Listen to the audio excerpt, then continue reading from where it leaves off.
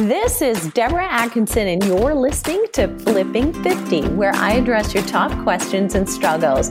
I share what to eat, how to move, and how to think to get the energy and the vitality you want in the second and better half. And you're in for a great treat today.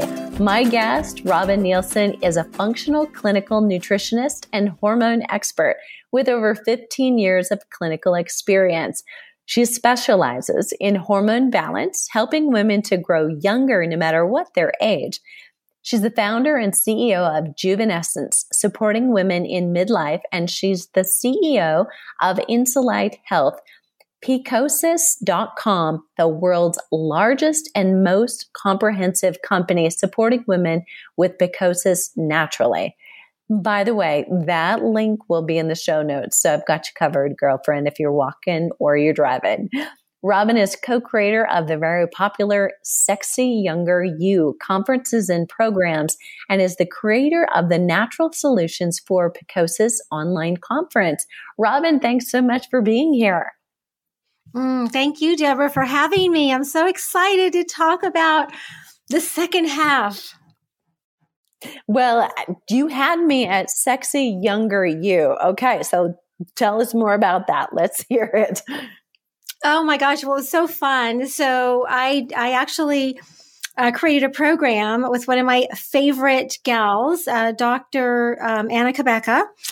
She and I partnered up and put together a whole kind of company around Sexy Younger You, and we created online conferences, and we had our transformation program. We had our Sexy Younger You online program, and we created it because it was, I think, our very first online conference was the year I turned 50. And it was kind of a milestone for me because I felt better turning 50 than I had, I think, my entire life.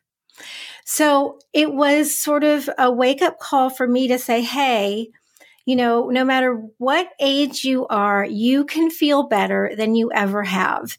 And, you know, we kind of, our little thing was, you know, wear your age as a badge of honor. You know, you've earned it, whatever it is, but you also can feel fabulous. And I know for a lot of us, you know, as we age, we somehow have it in our minds. I think this is just a societal thing that, you know, it only gets worse from here, right? It's only downhill from here.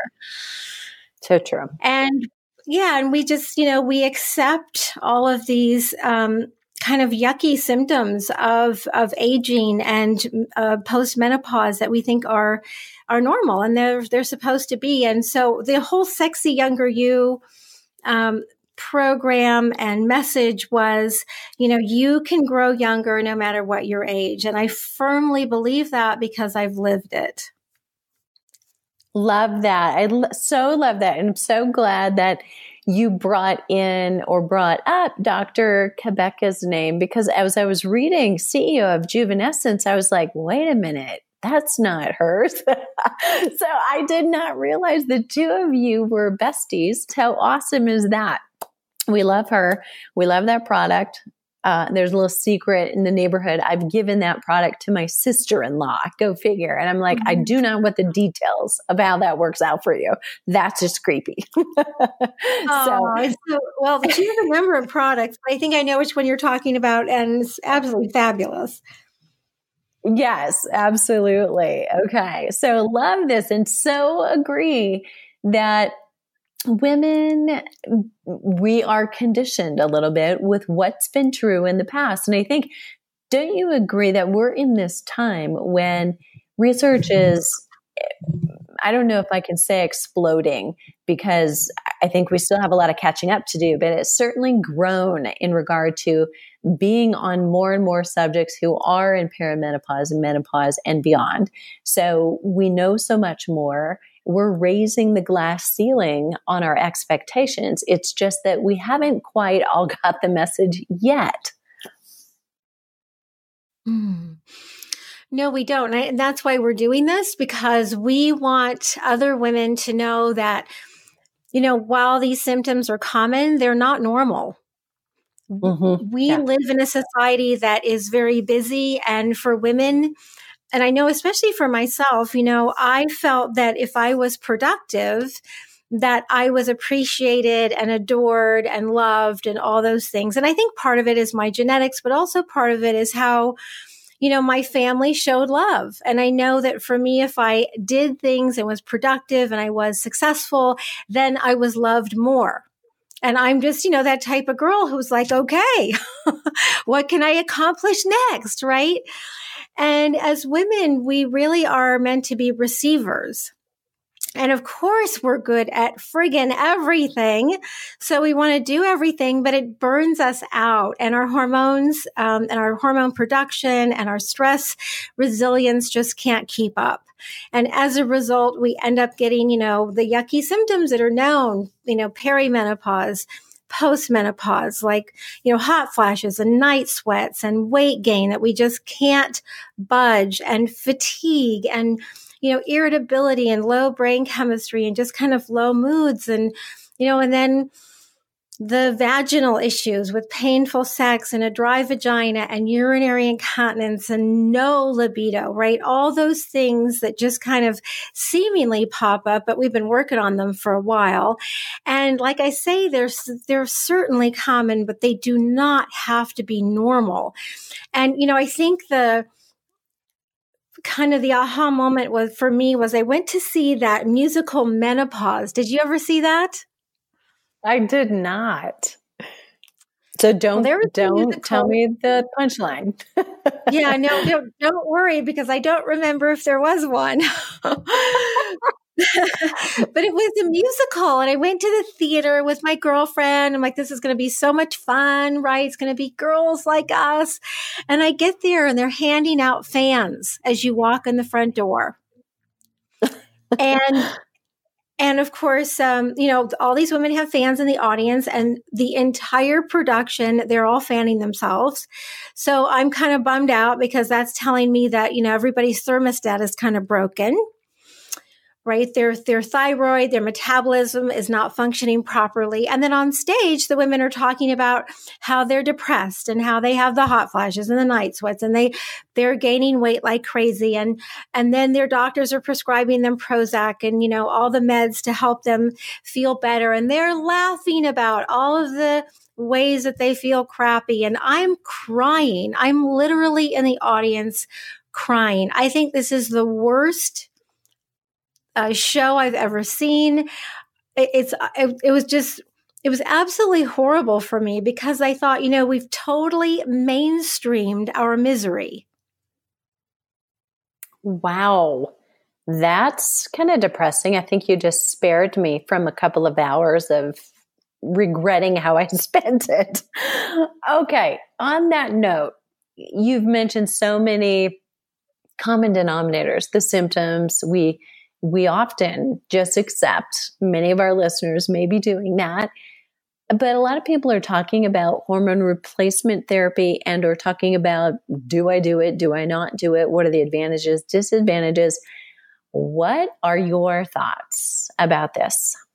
That's a great question. So first of all, hormone replacement therapy is something that you might consider if you're experiencing a lot of these symptoms. And of course, I want to add a B onto the front of that, which would stand for bioidentical, because you always want to be really safe and you want to replace hormones in a way that is super supportive for your body. So you always want bioidentical hormones as opposed to synthetic, which are very dangerous and not a chemical actually that the body would recognize. So just start there. And then, I'm a nutritionist, and my background is in really clinical nutrition, as it supports the body to function optimally on its own. So just know that your body has the ability to rebalance itself post-menopause. So what's happening is that we're just missing a lot of the resources that it takes to do that. Because it's sort of like getting diabetes. I've heard people say, oh, I just got diabetes. Or I think what they meant to say is I just got diagnosed with diabetes, when in reality, They've been working on it for 20 years. right? Yeah. And So that's good. the same. Yeah, that's the same with the symptoms that we experience postmenopause. We've been working on them for a long time. And that was certainly the case for me. I had been working on powering through all of my biochemistry as quickly as I could for a lot of years. I worked really hard to burn myself out. So as a result, you have to replace all those missing resources. And, for some of us, if you're really feeling bad, I think that, BHRT is a great place to start because you can have a little sprinkling of some estrogen and progesterone and you can feel better, a little bit better pretty quickly. It just depends. Like for some women, it really helps. For others, it just depends. I think thyroid is more important than the sex hormones, actually, because I think as we age, we just need thyroid support. We need that metabolic support in a really big way. I'm a super big advocate of supporting thyroid function and adrenal function. But if you really look at sort of what's going on, if you're asking yourself, do I, choose hormone replacement therapy, you just want to really take a look at your body and what it needs. So you just want to start really supporting adrenal function so that you can get your energy back, your blood sugar balance back, and your circadian rhythm back so you can sleep well at night. And then you want to start looking at thyroid, and you really want to support your thyroid to function well so that your metabolism is working right, so that you're not retaining so much weight, so that your hair doesn't fall out, right? That's a really big deal. Postmenopause. And then you want to really support digestion because that's where we absorb all of the nutrients that are going to run and build our bodies. So you really have to support digestion. And so while you're doing some hormone replacement therapy or not, maybe while you're rebuilding, you start taking a look at those, what I call my 5 secrets, which are, you eat more whole, real foods and you exercise less. So I don't know about you, Deborah, but I was taught to eat less and exercise more. Well, you just gave the tagline to the book, You Still Got It, Girl, the After 50 Fitness Formula for Women. It is eat more, exercise less. You got it. Ooh. We're on the same page. Yes. I love it. And it's so true. Like that's what happened for me. I was so busy my whole life eating less and exercising more that it just continued to deplete all of the resources that my body needed to function properly. So I had to finally get that message to eat more, exercise less, maybe smarter, right? More for hormone balance. And then I had to really build up my stress resilience and really support my adrenals and, really love on my body a lot more so that I had more stress resilience. So I could tolerate those little things that would go awry each day. And then I, really had to support my body for detoxification. That's my 3rd secret. Detox is not for the few anymore. We all have to support our bodies to detox on a regular basis because it's the toxins now in our environment that can actually cause things like diabetes and insulin resistance. And insulin resistance is a really big deal post-menopause. We get more and more insulin resistant if we're not careful. I love when one of my colleagues says, he says, we don't have to get insulin resistance. It is a process of aging, however, and so we just have to pay more attention to it. Mm-hmm. And then my 4th secret is really sleeping. Okay, if you can see me now, I'm winking. Sleeping your way to the top. Oh, yeah. Yeah, sleeping your way to the top of your health because sleep is truly the magic elixir that can fix almost anything. It can fix a lot of things. Totally agree. And the counter is also true, right? You can't fix the rest if you're not sleeping. Right. It's so true. It's so true. So it can fix a lot of things. And then also, you can't fix a lot of things if you're not sleeping. And then my fifth is really, replacing missing nutrients. So it's really the magic of nutrients. They are so essential for every function in your body. And, I used to think, oh my gosh, I can get all the nutrients I need from the food I eat. But unfortunately, with my genetics and with my schedule and the way I am in this world, I need a lot of extra nutrients. And I tell you, they can make the difference between feeling fabulous and not, really. So those are my five secrets that kind of play into supporting your body, whether you've decided to do hormone replacement therapy or not, but supporting your body for your body to do its thing and, make the sex hormones you need to feel well. I love that. And oh my gosh, we're so on the right page. I mean, together we're on the same page. Talk to me a little bit about the least tangible thing in your five secrets, I think, is actually that little hinge that all big things are swinging on. And that is the build up stress resilience. So I think listeners could potentially understand, eat more real whole food and exercise less. They can understand a bit more about detoxification now. I think understanding how to help themselves do that. Sleep, they understand the value of that. Many women may not yet have all the clues in place and the triggers that'll help them do that, but they understand the value of it and they understand the missing nutrients. But I think the stress piece is kind of at the foundation of so many of our issues. And yet it's not one that we can just, check off our to-do list. It's a challenge because of that. So what are some of your favorite hacks, even for yourself, or that you share with patients?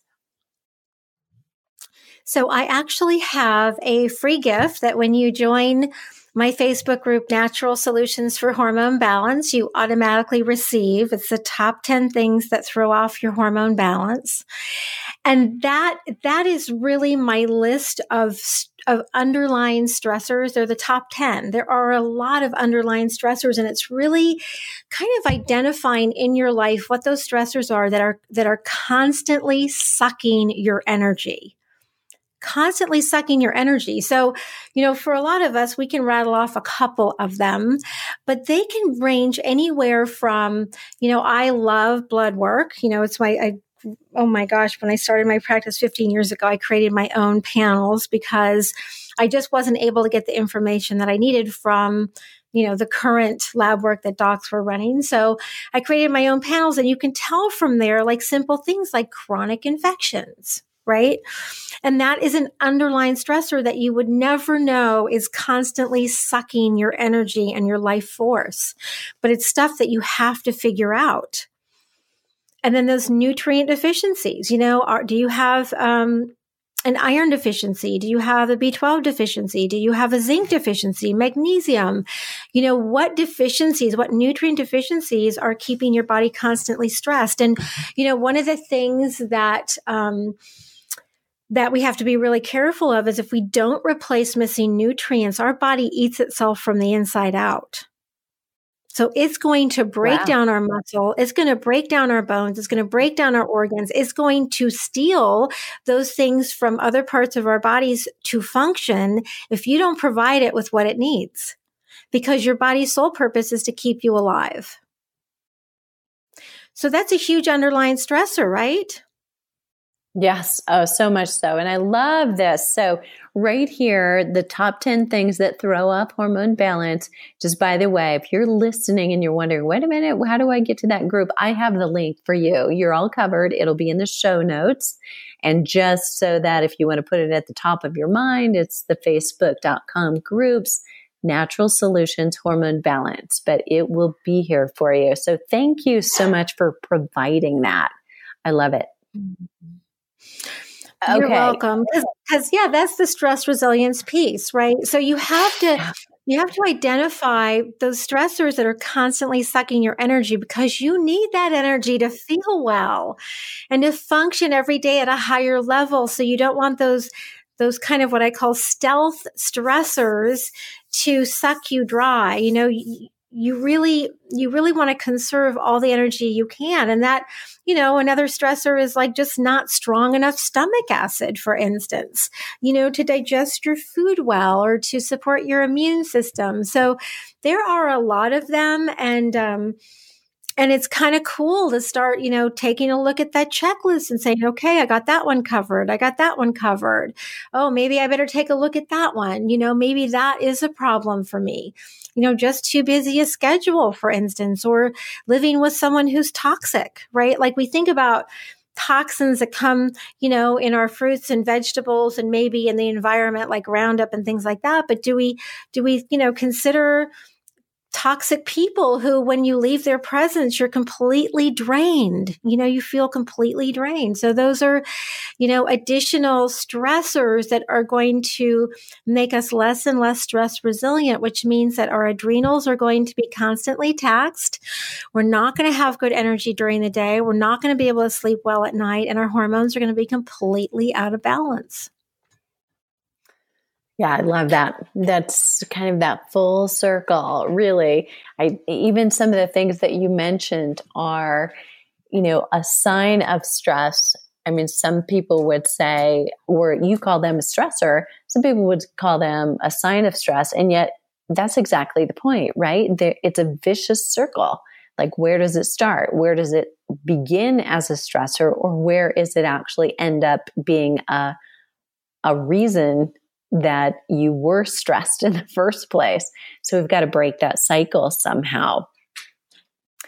Mm-hmm. I want to dive into something else. So given that we have you in the house, let's unpack this. So for women, this is a big source of stress, and it's a big and important part of women's health and wellness in their second half. And yet this is not an easy conversation for many women to have. So how ironic is it that here we are broadcasting it out somebody's iPod or their, in their car, they're listening to it, but it seems to be an easier conversation to open up that way. So let's talk a little bit about things like vaginal dryness, painful sex, urinary incontinence, the very unsexy pieces that sometimes come. They really affect the quality of a woman's life. How do you suggest a woman listening address those changes and help themselves? What can she do naturally?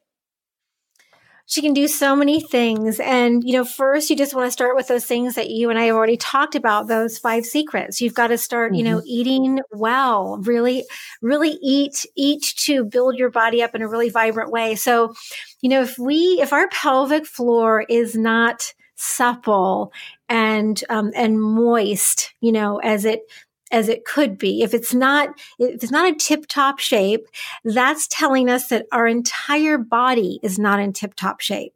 So it's not isolated to our pelvic floor, but that's where we're noticing the changes in a much bigger way. And, I talk about how, because, oh my gosh, I was so queen of this. Even when I was in my late teens, early 20s, I was worried about wrinkles. Oh, no. I'm so funny. I'm thinking about that going, oh, that's so silly. But, I always had, face cream. I was putting face cream on as being so preventative, right? But then I think, well, we never think about that for a pelvic floor, and the tissue down there is so, it's kind of fragile. It's, it's very thin, and, it's almost like the same tissue as our eyelids or our neck. It's very, I think it's very susceptible to changes in the hormones in our bodies. And, here we put all this beautiful cream on our face. We exfoliate and, we do all these things and we don't do anything to our pelvic floor. So I want to invite you to start treating your pelvic floor as good as you treat your face. And really start taking much better care of it. I have something called a pleasure basket. And in that pleasure basket, I have all sorts of things. And you can put whatever you want in your pleasure basket. But, I have things that smell good. I have some essential oils. I have some almond oil for sex that I, put some really good smelling essential oils in. I have some coconut oil because I think no couple should be without coconut oil for really great, juicy intimacy. And, candles, and you can have a little Lilo or little tools to pleasure yourself. And I think that the second half is like the best time to get to know your body better than you ever have. Vaginal dryness or not, right? Figure out what's going on down there. And once you start to kind of knock out those things that are throwing your hormones out of balance, and, you start to replace the missing nutrients, right? Because we need really good, healthy fats so that we're juicy everywhere, but we also have to metabolize them well, which means that you might need some digestive support, right? You might need some choline, you might need some digestive enzymes, so that's where you might want to work with a professional to help you with some of these things. But you can also do really simple things. Like we talked about Dr. Anna's Julva cream. I'm such an advocate of that. She actually had a DHEA, pellet suppository that we used to use, but that got banned by the FDA because they thought it should be by prescription, which is absolutely crazy. So then she came up with the Julva cream, which is absolutely brilliant, because you could even take just a 5 milligram DHEA capsule, which is DHEA is a hormone that tends to be really great for anti-aging. It supports a lot of different functions in our bodies and can make us pretty stress resilient and a lot more motivated, and can give us a little get up and go. And, I remember one of my favorite functional people in our world. He said, women are so lucky because they have vaginas. Whereas men have to stick stuff up somewhere else, right? And so I love it that we have vaginas, and we can use that to insert a 5 milligram DHEA capsule. And, if you are, if you've had cancer and it's a hormone related cancer, just work with a professional on this. I just want to give that caveat, because DHEA can turn into estrogen and testosterone. So you just want to be careful that you're metabolizing your hormones down the right pathway. But that being said, it can be amazing for not only vibrant sexual health, but also for incontinence. So a lot of times incontinence is due to a lack of hormone balance in the pelvic floor. And so if you just get that pelvic floor more hormonally balanced, then the incontinence stops. You actually can hold your urine all night long. You can, your bladder doesn't say, please release me. And your vaginal tissue regenerates. You feel so much better down there. And all of a sudden intercourse might be considered again, right? You have such a better connection with your partner. And of course, I always say, just keep it juicy with some coconut oil or some almond oil or something that makes it really slippery. But that hormone balance down there is critical. And oftentimes a doc will just recommend, estradiol or estrogen cream. And you want to be careful there for a couple of reasons. One is estrogen can really affect thyroid function. So if you have too much estrogen to the amount of progesterone in your body, it can actually slow down your thyroid. And that's already a problem. So you want to make sure that you always stay in balance with estrogen and progesterone. And to do that, if you find that estrogen is the way to go for you, then make sure you're also taking progesterone, and you're also testing to make sure that you're staying in that healthy progesterone to estrogen ratio. The other little side note is another colleague of mine makes, what does she call it? Scream cream.